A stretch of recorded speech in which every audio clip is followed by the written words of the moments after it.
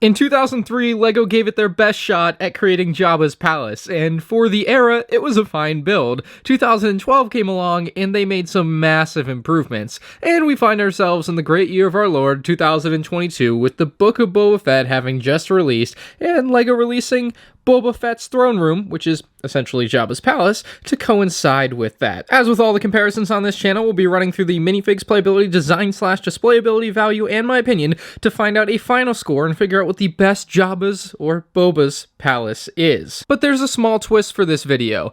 The 2003 set actually released alongside two companion sets, Jabba's Prize and Jabba's Message, and those to me, all three together, make a complete Jabba's Palace experience for 2003. So I'll be combining those three sets into one for the purposes of this comparison. Also, if you guys behave, I'll put the Rancor pit under each of these Jabba's palaces, and we'll figure out if it's compatible with the ones that it's not really supposed to be compatible with. Going over our basic info first, the original set was released in 2003 at a price of $30 US. Adjusted for inflation, that's about $45 in today's money. The other sets released alongside it were $7 each, retailing for an inflation-adjusted $11 each in 2022. However, if you want to go on eBay and buy these all brand new in box, all three of them together will cost you somewhere in the range of $500. It's not a cheap experience to get all together. 2012's Palace originally released for $120 with 717 pieces. Adjusted for inflation, that's somewhere in the range of $150 in 2022 money. However, again, much like in 2003, that's not what you're going to pay for this set nowadays. If you want to hop on eBay and buy one new in box, it'll cost you somewhere in the range of $375.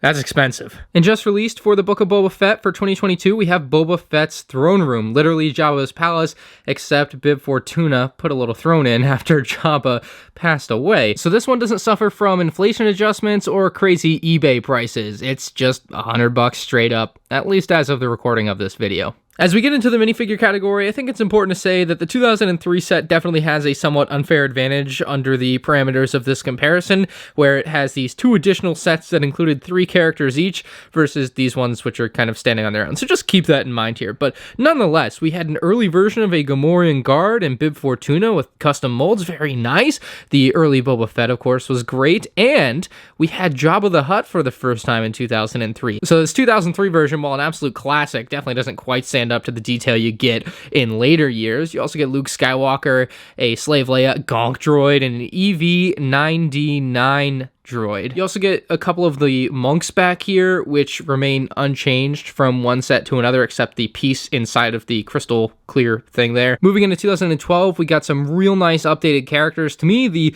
character that feels the most out of place in 2012 is Chewbacca, using the original Chewbacca version from the early 2000s. Doesn't quite mix next to updated Bib Fortuna and Gamorrean Guard to me. I also forgot Salacious Crumb was in the 2012 set. Ain't he cute? Some of the characters we've seen changes in over the years from 2003 to 2022. You have your Boba Fett's there. I kind of lean towards the 2003 one solely because I hate how miscolored the helmet is compared to the chest plate, which it's not supposed to be. 2003 Gamorrean Guard, 2012, and 2022. Some huge differences between those characters. And then finally Bib Fortuna over the years as well. Definitely put on a little weight in the later years, but it doesn't represent as well in the LEGO figure as they show in the show. If push comes to shove, 2012 definitely has the best selection overall, with quality and quantity.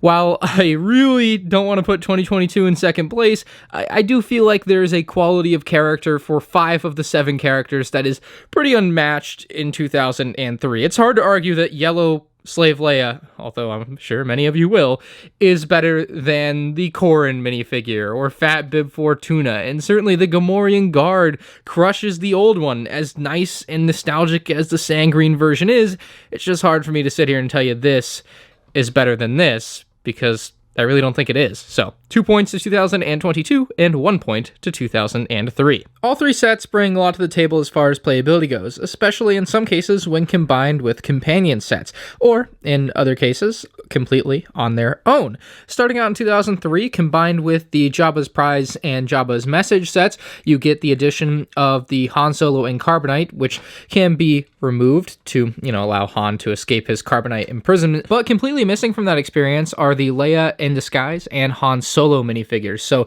in the 2012 version, you actually get the Han Solo and Carbonite, and it can be turned around, and you can put Han in or take him out. But in 2003, you just have a much more boring version of that play function. And of course, for 2022, that's not present at all. So each set has its own take on the way the Gatekeeper Eye looks and the actual door, with the 2012 and 2022 versions looking a lot more accurate and similar to each other versus the standalone 2003 version. And all three versions of the set have the ability to pop the eye out, wiggle it around, and even raise the door. The 2003 version just kind of gets stopped by friction to keep it open. The 2012 version has a bit of an odd build on top that allows you to stop the door from falling back down, and the 2022 version actually makes use of the Gatekeeper Eye to hold the door up. And one thing the 2003 version is missing is a little bit of defense. The 2012 version had these weapons above the door, and the 2022 version brought that back, but with a bit more movement because it's on a ball joint versus just on a couple of hinges. The 2012 set has the ultimate defense though. Hidden in the roof of the set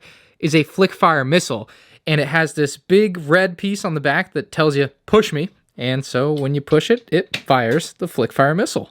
That's awesome. The 2003 set doesn't have a guard tower. However, the two newer sets have guard towers, and the guard tower on the newer set has just significantly less space. You have less space for figures at the top with just a couple of studs there versus a pretty nice platform at the top of the 2012 version. You also have a crate with a weapon and a bottle next to it. There's just not even a middle floor on this newer version. It's just way smaller. However, the newer version does have a control panel, and it also has a function to make the stairs basically eject or make a minifigure fall down them. That's a play feature that wasn't brought up in 2012. They also don't have a control panel, which is pretty cool. And the final difference between the two is that on the newer version, it can only turn 90 degrees and it kind of clips into the side. On the older version, while it can't turn in, it can actually be completely detached because it's attached via Technic pieces there. Oh, and you can also pull this whole top part off like this. So it can also be its own standalone functioning plaything. Yeah, pretty crazy. As for accessing the interior for play on each set, there was nothing special required in 2003. It was a very open concept. You could just move your hands in, play with the figures, add on Jabba, whatever, we'll do that in a second, but that was easy to do. 2012, a bit of a tighter build, and it did, however, have a removable roof, so the roof could come off and you could get a much easier access to the interior here, but you could also still, even better yet, pull this whole wall away from the middle section of the palace, and you have this area where you could cook for Jabba. You had some hidden treasures underneath his throne seat area here, and so you can see that can move back and forth as you please. And with this closed, actually, you could push on this here, and when you push that, it moves it forward. Unfortunately, when you pull it back, it doesn't actually pull it back. You have to manually push Jabba on his throne all the way back. But that is a function that does work, and it actually pops out if you want to be able to cook food and just have easier access to that. And finally, with the newest version for the throne area, the back does also open. It's tough to open both of these, but it does open. You've got the kitchen area again, but much more fleshed out on this newer set. However, the roof doesn't come off this one, which makes it a little bit more difficult to actually play in this space that's even tighter than the space you had on here, which isn't very tight. It's very tall. It gives you plenty of space to put your hand in here. Even as an adult at this point, I can fit my hand in here. It's so big. This one's much smaller, and that's going to be fine for children, I guess, and that's, I guess, really the point of it. But for anyone older, it's just a bit of a tight squeeze to fit your hand in there and try to grab at something. You're gonna knock into things. It's just gonna happen. Each throne had some really smart playability built into it. Starting in 2003, you could chain up Slave Leia to Jabba the Hutt there, and then you can also drop a minifigure through the trapdoor by pushing back on the thrones. So by doing that, you can have a minifigure fall through and into the pit below. But at the very least, the pit was there in spirit, and it also gives you space for your Gonk droid and your EV-9D9 droid and his control panel there. This is pretty cool for 2003. Then in 2012, with the Rancor pit attached beneath, you could have a minifigure fall through the trapdoor and into a more full-sized Rancor pit than you saw in 2003, but the idea of the function remains the same. By pulling out on this, you'll see him fall on down, maybe, well, I guess he saved himself. He's supposed to fall through like that. And then you may remember that piece. If you push in on that, it'll actually push Jabba and his throne up to cover the hole in the ground. And the throne of 2022 is actually built on the good old throne of Jabba the Hutt, a throne which can be removed to access some treasures below. It doesn't actually connect to the build itself. It just slides on with these rail pieces. I suppose this function itself would count for play, but I don't love that it can pop out when you are moving the set, like it'll fall out of there. So that's something to be wary of. Anyway, there is one killer function on this thing, and that is where you have Bib Fortuna on here. You have this little lever to the left, and if you push it forward, it pops him out. That's really lovely. I am a big fan of that feature. And then we can bring in Fennec Shand and plop her down, and you may notice I might have a little bit of trouble with this archway here, so that's where this function of pulling the throne out helps a lot and is actually good. So there we go. That is the throne for the 2022 playset with some cool play features built into it. Each set pretty obviously has a really great play experience. 2003 certainly feels a bit dated, but it's still very good. 2012 brought a lot more to the table with an extra building, and it did have the Rancor pit separate, so we're not really counting that, but it is part of the play experience. It still has the pit function where you can drop the figures whether you have the pit or not, so that's nice, but if you want the complete experience, you had to have the Rancor pit too.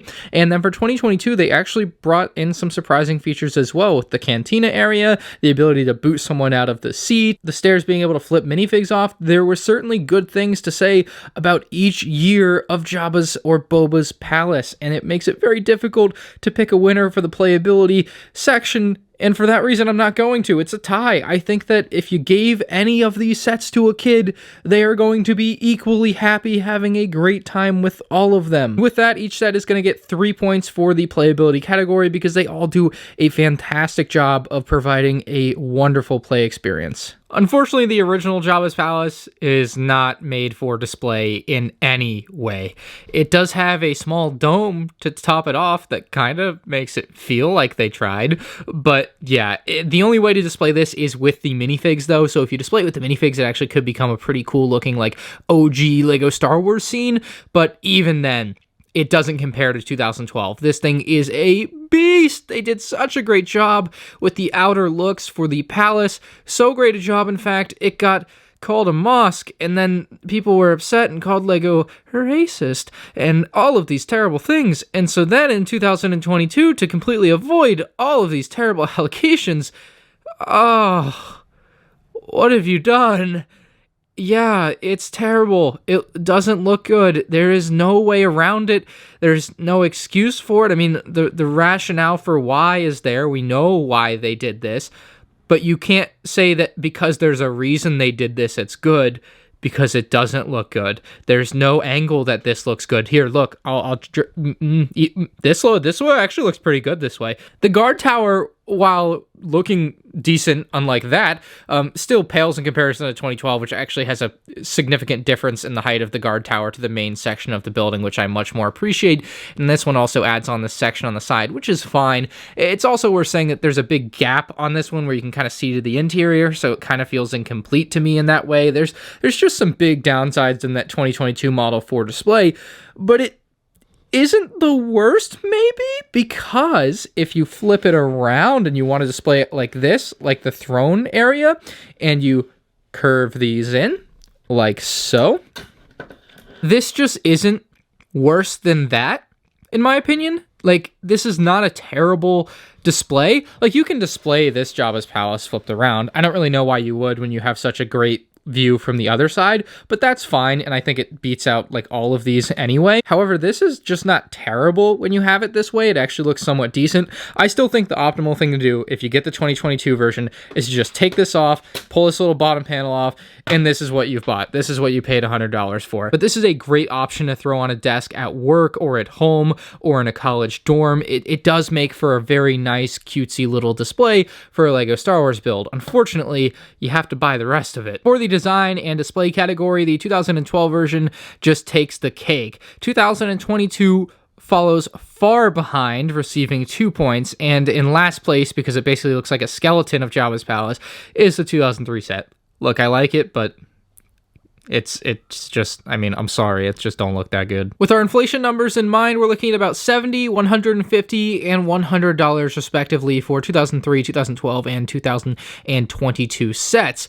I think the best value still by far is the 2012 set. It's just a phenomenal build with phenomenal quality minifigures. And because there's so many minifigures in the 2003 combination for, it's really under $70 or about $70 though, I still think that getting it for $30 less than what you see in 2022 is a better value. Now, of course, all this gets thrown out the window when you go to buy something nowadays because their eBay value doesn't quite line up with their original retail price adjusted for inflation. And to determine our final score, it comes down to M&R opinion. Which set do I think is better? I think it's pretty clear that I'm giving 3 full points to the 2012 model. It's just the best set. Nostalgic play experience, nostalgic minifigures, and pretty cheap for the time. The 2003 Jabba's Palace gets 2 points, and 1 point to the set with 2 terrible minifigs with Boba Fett and Fennec Shand. 5 really good minifigs. That's the selling point, and a real nice throne. Some nice play features, but an ugly exterior. It's a real mixed bag in 2022. And that'll bring us to our final score of 15 to 9. And I can't recommend the 2012 version enough. If you can afford the nearly $400 to buy a brand new in-box one, go do it. I highly recommend it. I know some people are into collecting original style Lego Star Wars sets, so you probably don't need me to tell you this, but this is a good OG Lego Star Wars set, and it would go nice with your OG Lego Star Wars sets. And if you don't quite have $400 laying around, the 2022 version is fine. You can get it. You can put it on display. I showed a decent way to display it from the interior side. I would not display it the other way around. And certainly from a kid's toy perspective, this is a great kid's toy.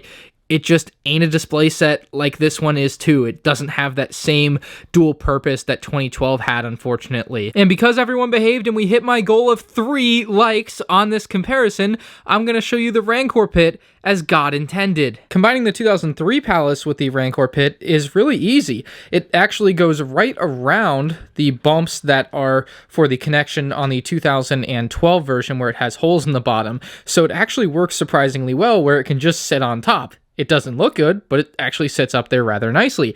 And if we grab a Gamorrean guard here and sit him up top, he can drop all the way into the Rancor pit. It's cool. He fell all the way out back too.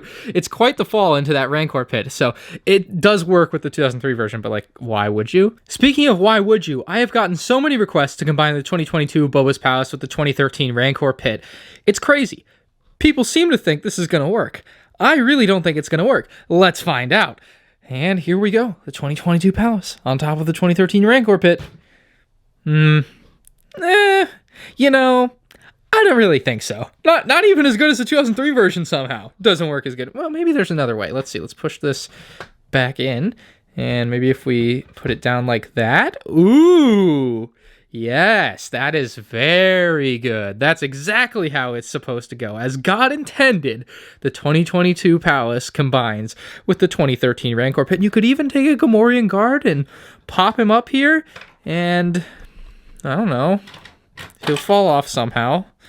You can make it. I don't know why you would do this. Really, please don't do this. Anyway, let me know your thoughts on the 3 Jabba's, Boba's Palaces in the comments section below. 2012 is the best. Leave a like if you enjoyed, and I'll see you in the next one. Peace out.